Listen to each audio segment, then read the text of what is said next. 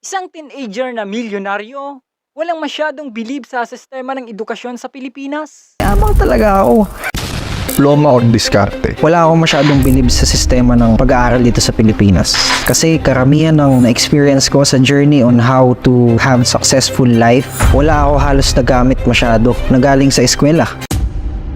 Ang mga clip na ito ay kuha sa YouTube podcast ni na Franklin Miano nitong September 2023. Si Josh Mojica ay isang batang negosyante na nagtagumpay sa pagbebenta ng kangkong chips. Nagsimula siya sa kanyang negosyo noong siya ay 17 at ngayong 2023 ay 19 years old pa lang siya. Nagsimula siya sa puhunang 3,000 pesos. Sa kabila ng mga hamon, mga pagsubok, naging milyonaryo siya sa edad na 17 sa pamamagitan ng kangkong chips business. Sinabi niyang nagsimula siyang mag-business noong May 2021. Nagkaroon siya ng idea dahil sa niluto ng tita niya na kangkong chips.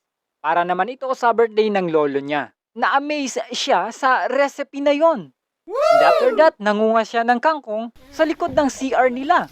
Sa di kalaunan, nagsimulang mamuhunan ng 3,000 pesos. Na ngayon ay kumikita na ng 4 million as estimated.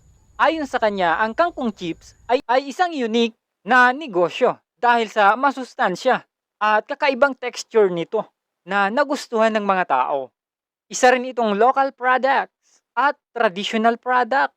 Isa sa mga naging inspirasyon niya ay ang kanyang lolo. Dahil kung meron lang siyang sapat na pera daw sana, hindi agad namatay ang lolo niya. Kaya nagsikap siya.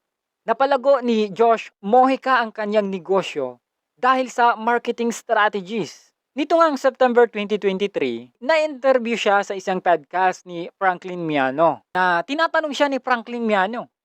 Diploma o diskarte? Wala akong believe sa sistema ng pag-aaral dito sa Pilipinas. Kasi karamihan sa na-experience ko sa journey on how to have a successful life, wala ako halos nagamit masyado na galing sa eskwela. Ang nagamit ko ay self-earned knowledge. At ang napili niya sa diploma o diskarte? So kung tatanungin mo ako kung diploma o diskarte, hindi na mahalaga. Hanapin mo kung anong purpose mo sa life. Saan mo makita yung purpose mo, yung greater value mo sa society. Dumiskarte ka man, maging empleyado ka o mag-hustler ka, walang problema. Meron ding ilang comments sa podcast na sumasang-ayon. Highly inspirational for the youth. Keep aiming for the best. I salute you, guy. You're the one inspiration to all. And I'm one who proud of you, young man. Josh Mojica, you are incredible. Best wishes and more power to you. Habang ang ilan ay hindi naman sumasang-ayon. Sa totoo lang, idol kita pagdating sa business. Pero pinapanood ko kasi lahat ng interview mo. Parang iba-iba ang sagot mo sa lahat ng tanong sa'yo. Pansin ko lang, pero idol pa rin kita. Kanya-kanya lang kapalaran yan. Huwag kang mapanghusga. Swerte ka, umangat ka. Naging milyonaryo lang, naghahambog na. Luz, may pera nga. Bobo, money can buy happiness daw. Ang babaw naman ng kaligayahan.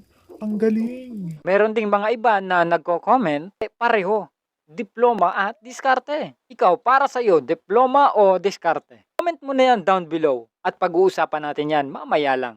Ang payo niya naman sa mga katulad niyang kabataan, payo ko sa inyo ay stay optimistic and move fast. Kasi habang bata pa kayo, na ang chance ninyo na gawing stable ang life ninyo. One lesson that can be learned from Josh Mojica's journeys is that success knows no age or background.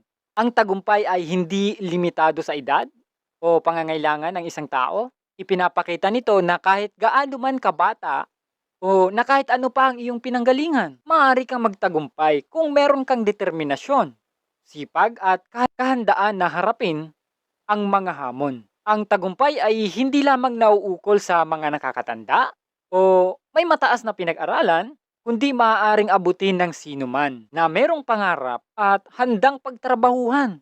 Kaya kung kaya ng tulad ni Josh Mojica, ay kaya mo rin. Don't forget to subscribe.